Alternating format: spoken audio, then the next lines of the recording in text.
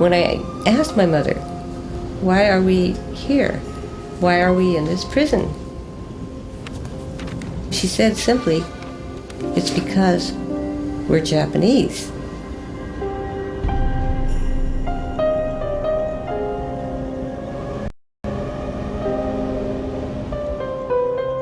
My father was an immigrant from Hiroshima in Japan. My mother was born here. My father believed, like a lot of other immigrants, that you could make money in the United States. My dad always used to say, nothing like America. In 1882, the Emperor of Japan allowed the people of Japan to leave the home islands. And thus, the Japanese came to this country for economic opportunity. I pledge allegiance to the flag of the United States of America. After the first few years, the Japanese immigrants were trying to get into other professions. And people were beginning to get worried about what they called a Japanese invasion. My father could not buy land because he was not a citizen, but he also couldn't become a citizen. My mother used to tell me that salesmen used to come to the door and she'd refuse to buy, and they say, why don't you go home, you damn Jap?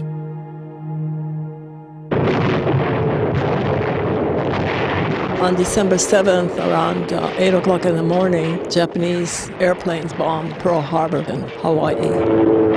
Since the unprovoked and dastardly attack, a state of war has existed between the United States and the Japanese Empire.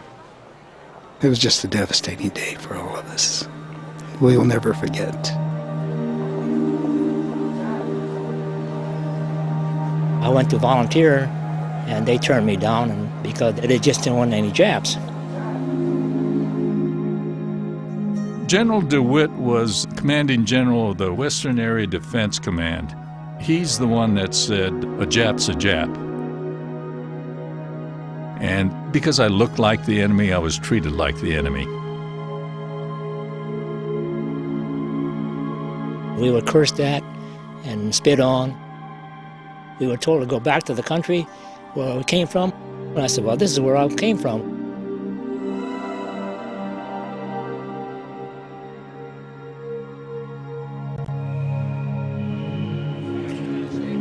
The FBI came and picked up my father immediately. It's just like the movies. Right in the middle of the wedding reception, FBI came and arrested some of the people.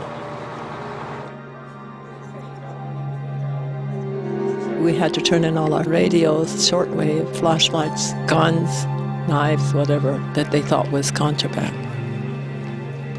President Roosevelt signed Executive Order 9066. As Commander-in-Chief, I have directed that all measures be taken for our defense. The order stated that the West Coast was to be considered a military area and persons of Japanese ancestry were to be removed and housed away from the West Coast. There were 10 war relocation centers to which persons of Japanese ancestry were sent. By the time the war was over, there were about 120,000 people affected. The military and civilian agencies alike determined to do the job as a democracy should, with real consideration for the people involved. Friends of mine had to leave Terminal Island, and those people had only 48 hours. We just felt, well, it was something we had to do. I guess we considered our part for the war effort. The restaurant, we just had to close up. We just padlocked it and got out. People just come and say, well, I'll give you $1 for that, I'll give you $5. Like $5 for a brand new refrigerator. We burned a lot of things. My mom got mad and she just picked up these great big plates. She just smashed it right on the floor. With every smash, it just broke her heart. We could only take what we could carry. I can remember things we didn't take, like our dog Ginger. We were not allowed to take pets.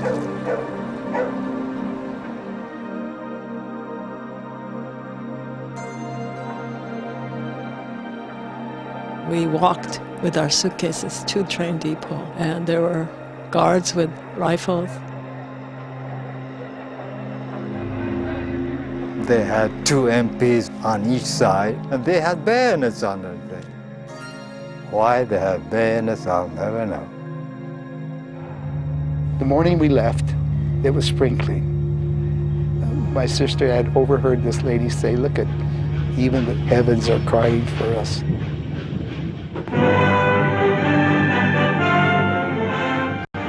The great trek begins. A Jap caravan heads for the government's war relocation project in the Owens Valley. A voluntary migration. It's in no sense a concentration camp, but a city with its front yard in the snow-peaked Sierra Nevadas. Here, eventually, 12,000 will live and work.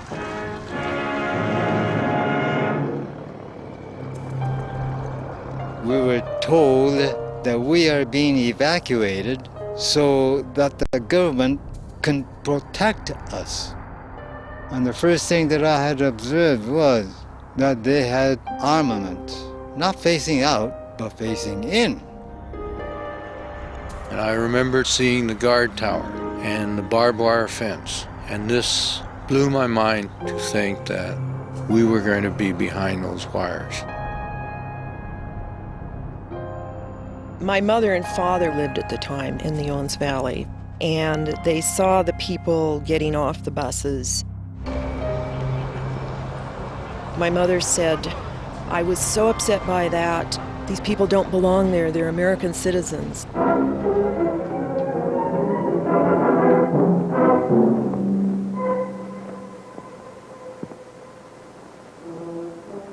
They are not prisoners. They are not internees.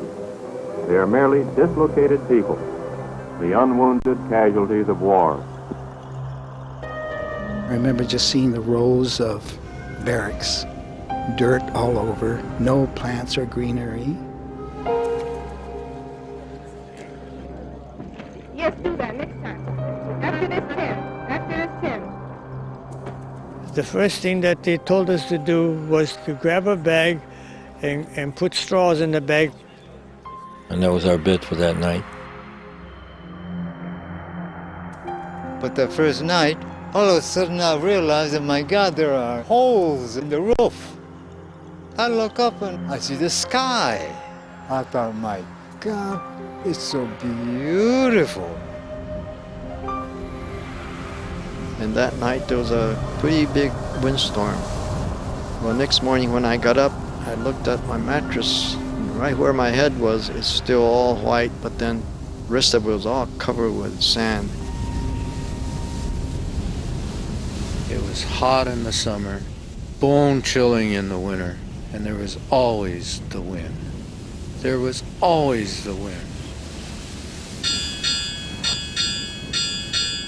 The 300 or so residents of each block eat in a mess hall, cafeteria style, a combination of Oriental dishes to meet the tastes of the Issei, born in Japan, and of American-type dishes to satisfy the Nisei, born in America. We had nice cold jello on top of hot rice. The daily life in Manzanar was just like any other life, except we didn't have any freedom and we didn't have any privacy. We were all in a room which was only 20 by 25 feet, men and women. We did finally put up sheets to divide the room. We all had to take a shower in the same place with a lot of other people. And I just couldn't get myself to go take a shower in that place. People like my mother would stay up late hoping to take a shower where her neighbors weren't around. My mom just kept blaming herself. She kept telling us, it'll be over, but I know every day is killing her. I didn't like what was being done to the Japanese people, and they needed teachers. I went to the placement office and told them I wanted to go to Manzanar. They looked at me as though I had taken leave of my senses, but I got to go. In the science classes, I remember a teacher says, pretend this is a Bunsen burner. We didn't have a flag, So we would used to salute to an empty corner. And finally, one day, one of the boys said, well, why don't we draw a flag? It must have been difficult for a teacher to talk about democracy when we were put into a place like that.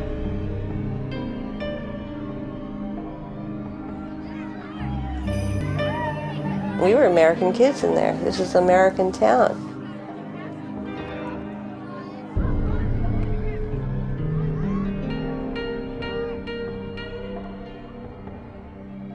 We were not allowed to leave the camp to go play at high school outside of Manzanar, so we always had to be the home team. The home team advantage, yeah.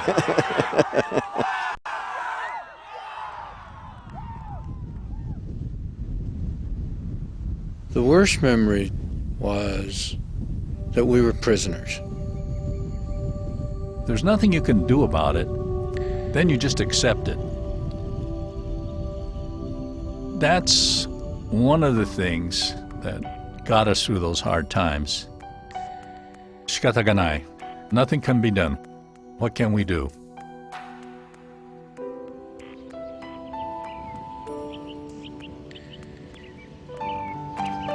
The Japanese people appreciate nature.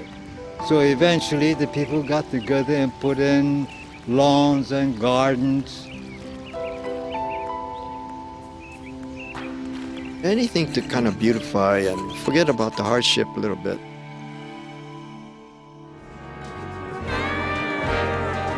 And then they also had a dance band. They were called the Jive Bombers.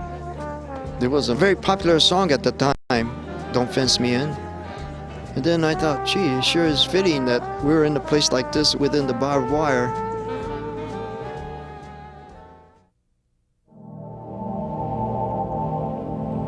You get people confined in a small space like that, and you have no one to fight. You can't fight these military people with guns, so you attack each other, blame each other.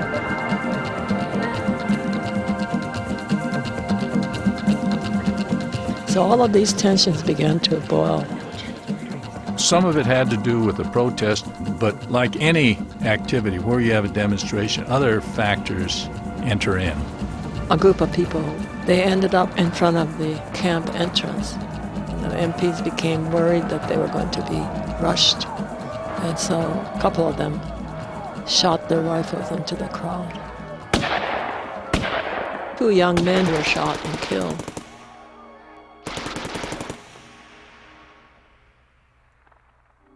There was a loyalty oath questionnaire which was distributed in all the 10 camps.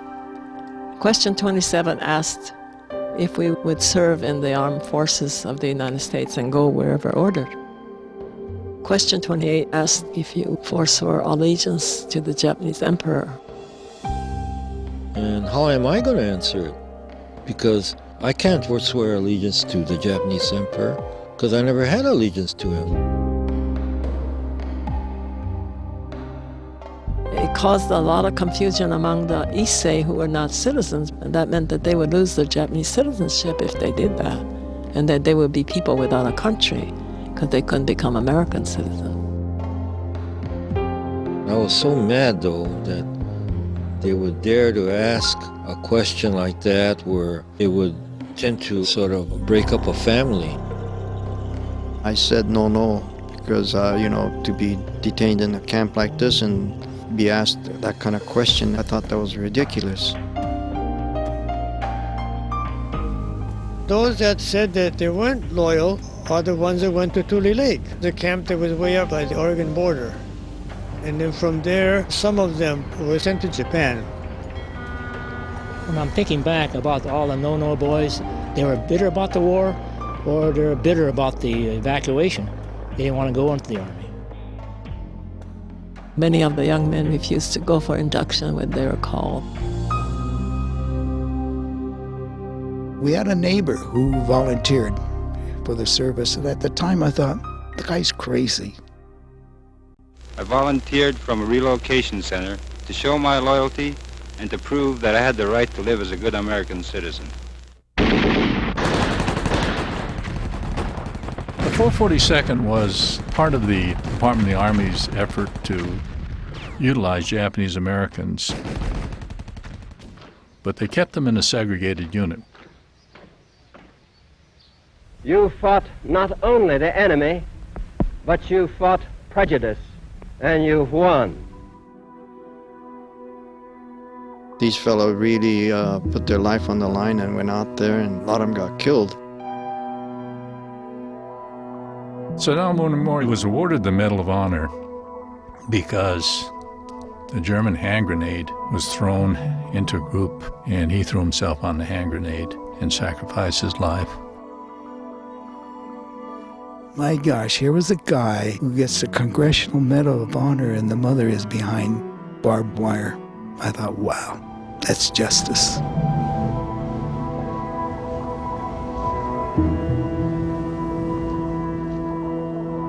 In February of 43, they came out with the order that said you could go out of the camp, but you can't go back to the 3 Pacific Coast states. You had to have a job, you had to have a place to stay, and you had to guarantee that you wouldn't be a liability to the community you were going to. When I got ready to leave camp, and I'm 6, 7 years old, I was told to be fingerprinted. And I remember the soldier saying, "This is in case you do anything bad, we'll be able to catch you." That was a traumatic experience for me. They gave me a small green card that gave me permission to leave Manzanar, and then went to Madison, Wisconsin. Young kids would drive by, say, "Go home, Japs," and I'm thinking, oh boy, would I ever love to go home. But you couldn't. California was still closed at the time.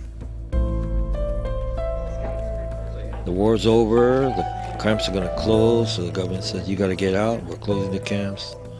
They gave each of us $25 and a ticket to wherever you're going to go. And that was it. My folks, they worked all their lives, and in one swoop, everything they worked for was gone, and they were penniless. I was able to go to different baking school under the GI Bill. I was able to start a bakery after the war. It did create a lifelong friendships, but it was wrong. It was terribly wrong. By the end of the war, there were no convictions or arrests of any person of Japanese ancestry accused of conspiracy or sabotage or espionage.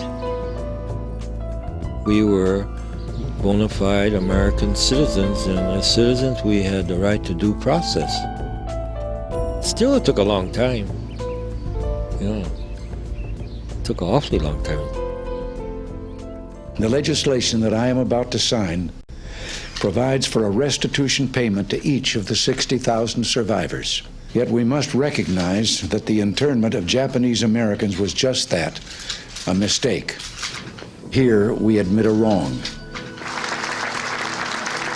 Up to that point, I always felt like a second-class citizen. So when I got the apology, as if something was lifted off my head. The thing that I lost are the freedom. But for these first-generation Japanese, like my father and others, they lost so much. No amount of money would ever compensate for what they went through.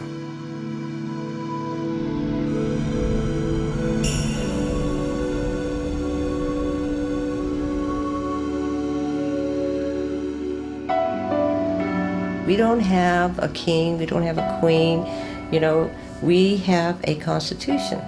And when we violate that constitution, we begin to unravel as a nation.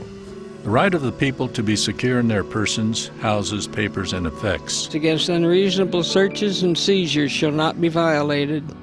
I think today that Americans need to be so alert because the individual rights of people have got to be preserved. No person shall be deprived of life, liberty, or property without due process of law.